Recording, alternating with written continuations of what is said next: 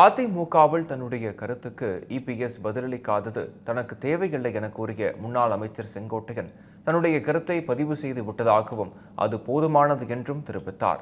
ஈரோடு கோபிச்செட்டிப்பாளையத்தில் அவர் அளித்த பேட்டியை பார்க்கலாம். திருமண நிகழ்ச்சிக்காக சென்னை செல்கிறேன். இரவே திரும்புகிறேன். நன்றி.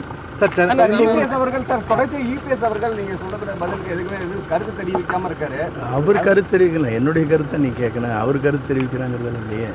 என்னை பொறுத்த வரைக்கும் பார்க்கலன்னு சொல்லிட்டாங்க சார். ஒருங்கிணைப்பு பணி எப்படி சார் நடந்துட்டு இருக்குது? ஒருங்கிணைப்பு பணி எப்படி நடந்துட்டு இருக்குங்க சார்? நீங்களே சொல்லணும் சார்.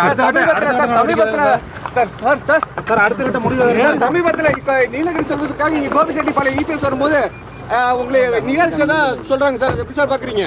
நிகழ்ச்சிங்களா இல்லை புறக்கணிக்கிறதுங்களா சார்?